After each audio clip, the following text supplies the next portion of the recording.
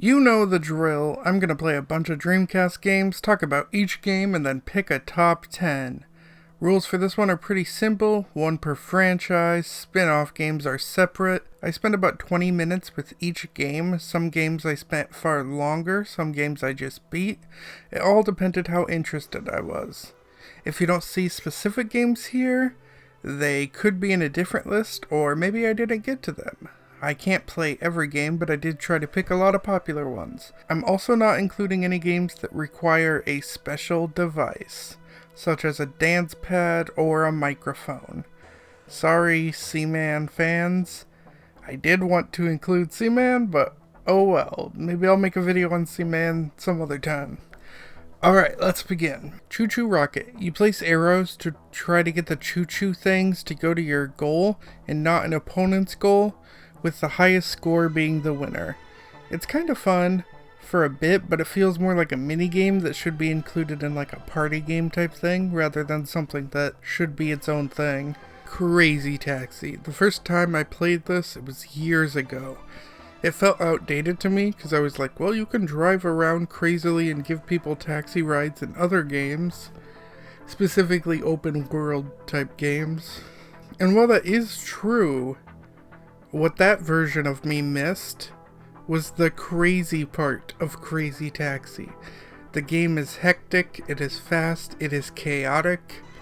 It's fun in short bursts. That being said, it's really not my thing. Like, yeah, it's fun in short bursts, but like, I don't think I'd seek it out to play. The goal being, of course, to get your customers from point A to point B, both fast and chaotically. Crazy Taxi 2 honestly feels like more of the same, but this time with different characters. D2, the sequel to the Sega Saturn game D, which I just loved so much. D2 I think I might love even more. This one doesn't really follow anything from the first game except the main character is the same, but this time her airplane crashed and a few other survivors are trapped on some frozen area and need to figure out how to get home. But also, there are monsters out there, and it for sure takes a lot of inspiration from the movie The Thing. The cutscenes are awkward and dated, but they still provide this strange eeriness that only D has been able to do for me. Excuse me, miss. You dropped this. Wow, it sure is a pretty compact.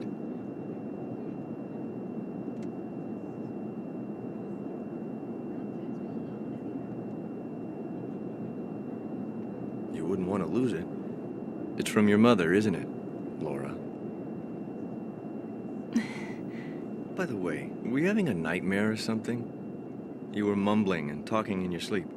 Are you all right? Well, I don't fly too well myself.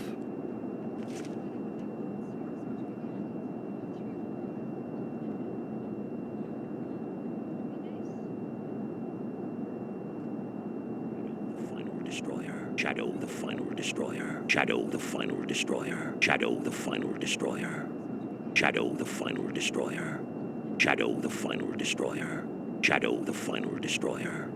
Shadow the final destroyer. For the sake of creation, all must be, from chaos unto order.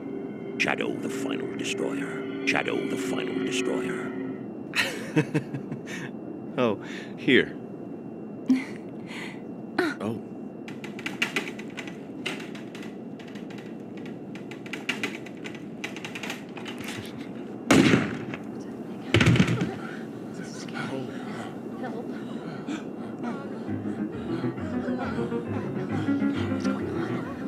D2, like the first one, gets me hooked pretty fucking quick. The monsters you face are also good at being creepy and gross. I also really like the people you are with. The first person you meet is a strong woman who hates men because they were awful to her. And then the next character you meet is a man who's kind of awful to her. They do give them a love arc, which I didn't really like. And then there's this creepy weird kid who's also there. And trying to survive with these people makes you get close to them and really feel like you know them, which also makes you not just worry for your safety, but also for theirs. Gameplay wise, you got third person running, some strange target shooting that isn't on rails but kinda reminds me of that, and a little bit of the click and move to solve puzzles, kinda like the first game had. Overall, the presentation and the gameplay have improved a lot, and straight up I love this series, and just wish this wasn't the final game. Plus, it not being tied to any one setting means a D3 game could literally go anywhere as long as you keep Laura as the main character. Dead or Alive 2. I think I'm starting to get into this series because this game fucking rocks. It reminds me a lot of Tekken still, and while I still like Tekken better, this one's still great. On top of that, there's attack counters and grab counters, and those are really cool. Plus, use of environment had me real impressed. Like, I bounced off a wall to smash her. That was awesome. And yeah, while this game is over-sexualized, and that usually means poor quality, in this case, the quality's great. This is top-notch fighting. Death Crimson OX is a rail shooter with robots, and again, I'm ashamed to have missed out on this genre for so long, because these can be a lot of fun, and this one isn't bad. Draconis, Cult of the Worm, honestly fucking rocks. Not to the point where I would choose it over other fantasy games like Elder Scrolls or Dragon Age and such, but still enough where I really like it. It's got a big, wide open levels with a lot of puzzles and things to explore, as well as tons of combat. However, I do wish it had more RPG elements. You get better gear and level up by simply beating levels, making your dude the same as any other dude who's ever played. But for its time, I honestly would have been blown away by its graphics and its gameplay. If you're looking for a good fantasy game, but you're like not into RPGs, I guess, or beat 'em ups, which fantasy games also tend to fall into, this game could be for you. Dynamite Cop is a beat 'em up where you are a cop, but more so you're like a Delta Force person than a cop. I feel like, I don't know, you're doing some crazy shit. Either way, it's a fun 3D beat 'em up. It's not the most realistic. You do fight a man who is a turtle, and yes, he's turtly enough for the Turtle Club. It also has a lot of changes, and you lose clothes as you get hurt, which is cool that the clothes take damage too. Meaning you could actually, like, if you could turn off your, like, HUD, you could figure out how damaged you are specifically by looking at the character. And that sounds like a cool feature, rather than a health bar. Echo the Dolphin, Defender of the Future is a 3D reboot of Echo the Dolphin, with a lot of elements from the original kept in, including the aliens. For 500 years, dolphins and humans had lived together in unity, harmony, and fellowship. Together, they set out to explore the great unknown. Peace and friendship were offered to all who would welcome it.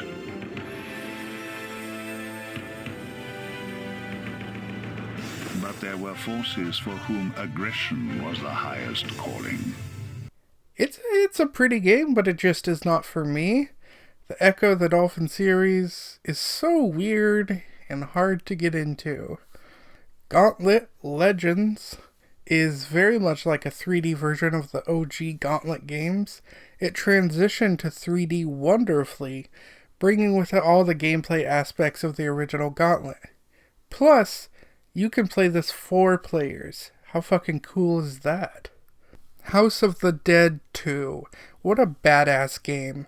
Another fantastic on-rail shooter. This series is great, and it looks so good.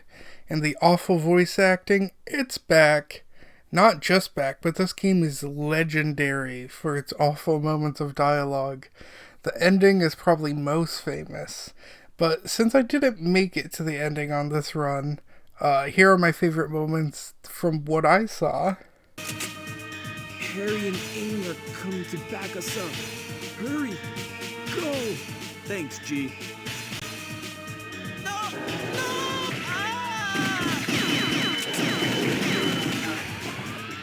I don't want to die! My God. Don't come! Don't come! Go away! Go away! Please, help him! Don't kill me! Help! Help!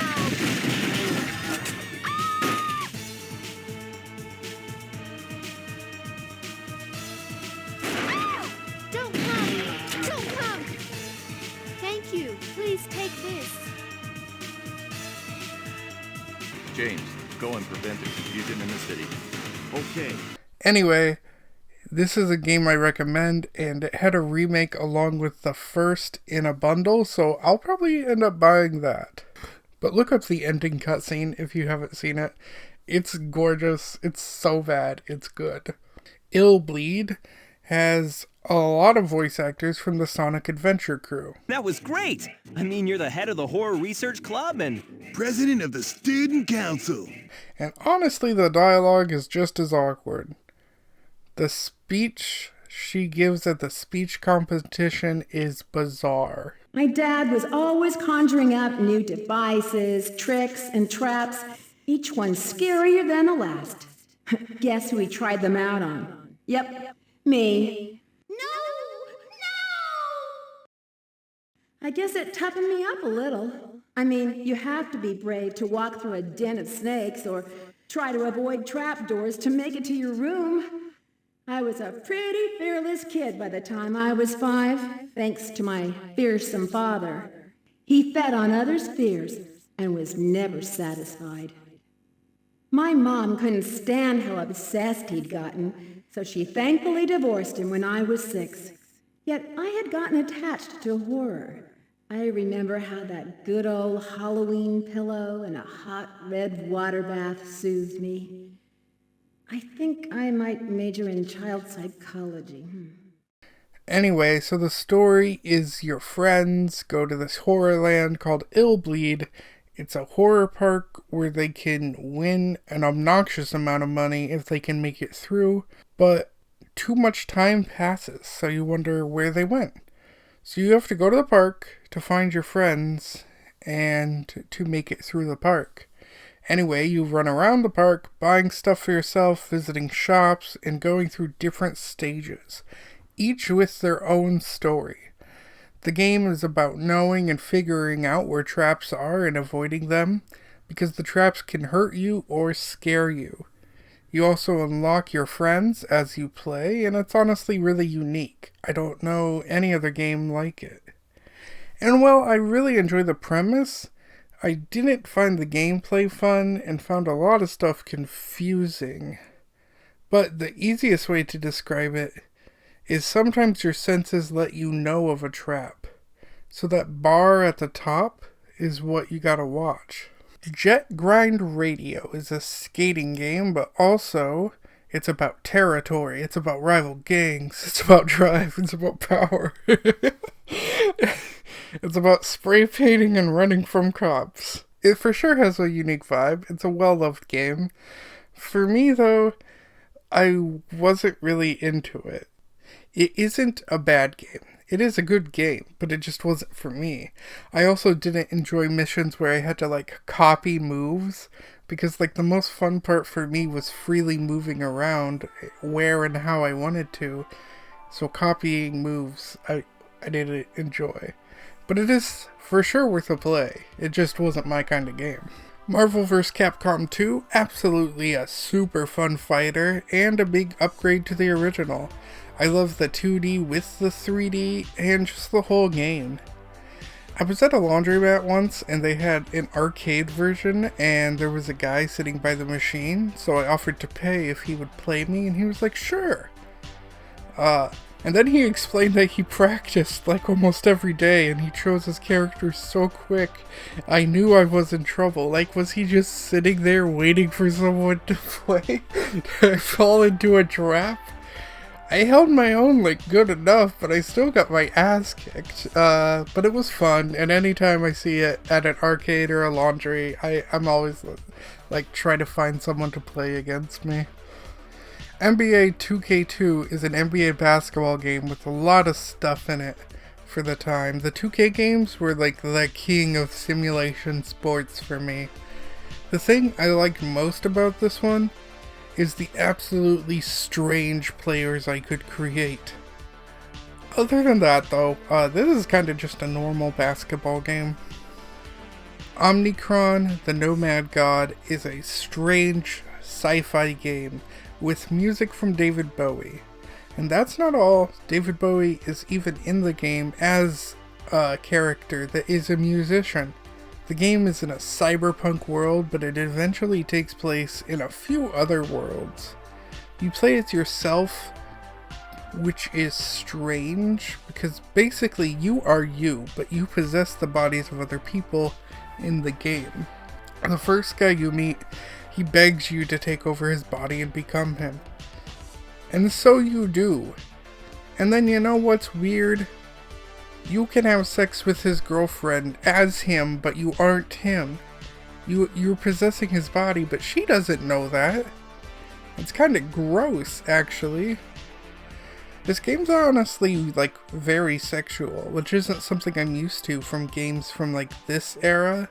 The fact that there's a sex scene here, but years later GTA gets railed on for having an inaccessible to the game sex scene that you had to hack the game to even see. It's just baffling. Sure, the sex scenes here, they're not like good, it's mild as fuck. I just meant like it's really interesting.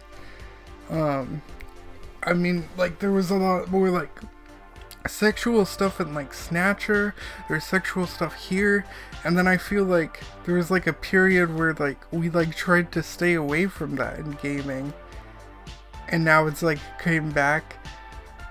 There's no, I don't know, it's just more of like a thing I noticed, not like a critique or anything. The cyberpunk world you could walk around in is really cool.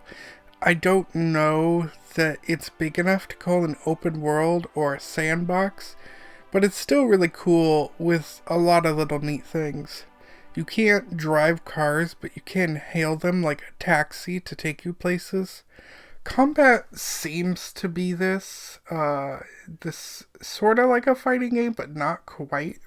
The writing goes from interesting to kind of stupid. It is all over the place.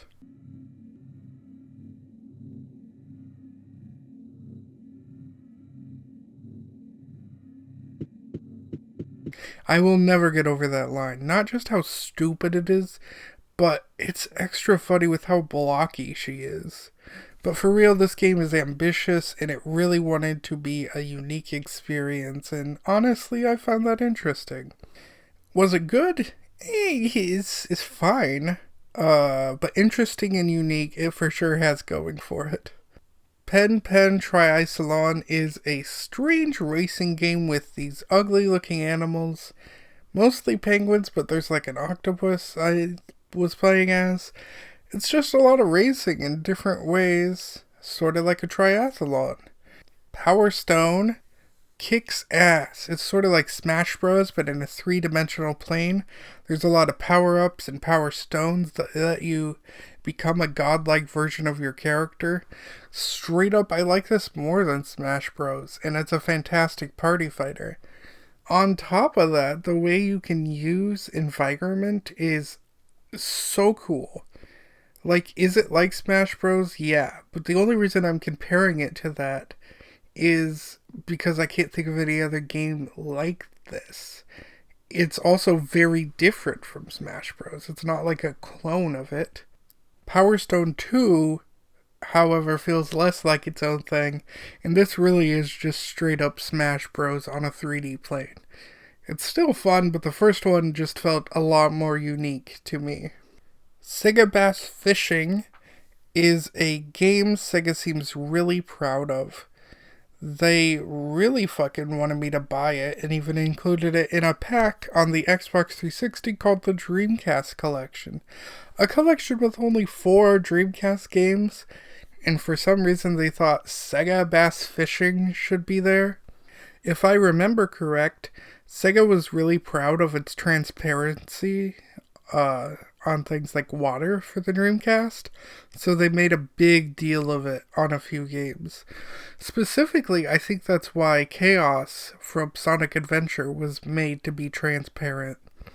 Now, I could be wrong, this is just from memory, so fact-checked me. Shenmue is a unique, one-of-a-kind experience set in Japan. Your father was killed and now you're trying to learn more about who did it and get revenge. But that's not what makes this game special. The game takes place in a small town in which you literally begin to really know the town and the people who live in it.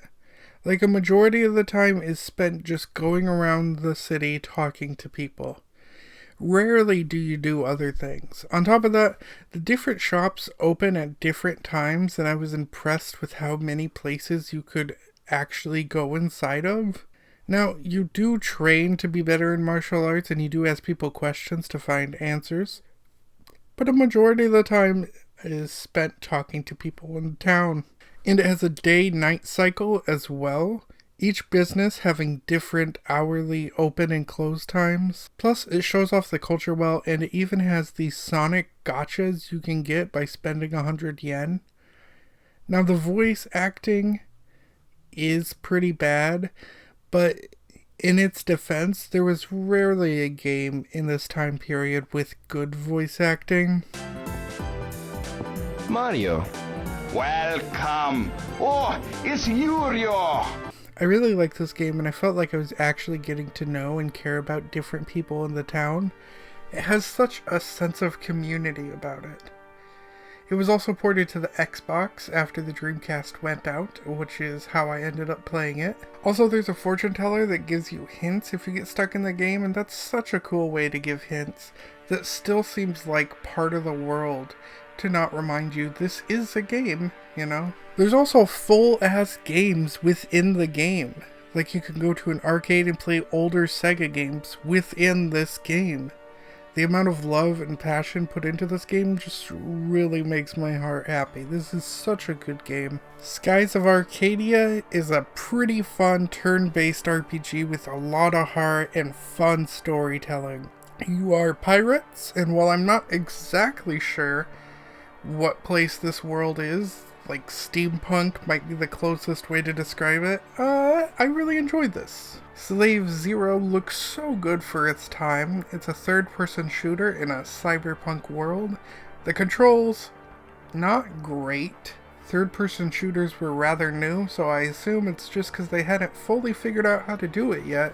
But this game is cool, and it reminds me of a cyberpunk version of MechAssault. Sonic Adventure is amazing. I know some people like it, some people hate it, and while I'm sure nostalgia is there in my part, I did play this game a lot, and I still think it has a lot of great things about it. And I'm currently working on a very fucking long video about it, and by the time this comes out, I don't think it will be released, but like, sometime in the next few months, there will be a Sonic Adventure video. This was Sonic's big transition to 3D, and I love it. The gameplay is super fun, and the hub world kicks ass. Sonic Adventure 2 is also a fantastic game, and while I prefer Sonic Adventure 1, I can totally understand why someone would like Sonic Adventure 2 better. The stages are so fucking good. Maybe I'll make a long-ass video on that one too? Unsure. But I can still promise a long-ass video on Sonic Adventure 1. Sonic Shuffle is basically the Sonic version of Mario Party. The cutscenes don't honestly look that great. I know they were going for a certain style. I just wish it looked more like Sonic Adventure and less like this. The lip sync being awful is spot on though, just like the adventure games. Hey, leave it to us. We'll help this damsel in distress. Now rather than dice, you have cards. So you just pick up the card you want to use, and that's how many spaces you move. But then the card is gone. I honestly really like this idea, as it adds some strategy and it isn't all luck. Unfortunately, though, I don't have a lot of other good things to say about it. It by no means is bad, but it is kind of mediocre, and it's nowhere close to as good as its party game competition. I'd still play with friends, but also I know the only reason I would is because of the Sonic characters tied in. Soul Calibur is amazing. My favorite fighting game series. I honestly expected this one to feel a bit dated because it is the first one, but hell no. This feels fantastic. All the moves you can do, plus motion and horizontal movement, Soul Blade didn't allow. This is a kick-ass fighter. Soul Fighter, with no relation to Soul Calibur, is a mediocre 3D beat-em-up. The way it plays honestly reminds me a lot of Ninja Shadow of Darkness. Space Channel 5 is a rhythm game that's silly as fuck. You play as a reporter named Oolala, and based on how well you do the dancing and the rhythm, you save people and your ratings go up. If you lose too many hearts or the ratings go down too low, show's over and you lose. Also towards the end, which I never made it to because I suck at these games, Michael Jackson is there. Of course he is. This screams Michael. Sega, dancing, and campy weirdness. Of course Michael Jackson was here. Space Channel 5 Part 2 is a lot more the same thing, but for some reason this was included in the Dreamcast collection and not the first game. I'm wondering if it has to do with licensing of Michael Jackson. This one does look better though, and has singing parts that are kind of funny to me.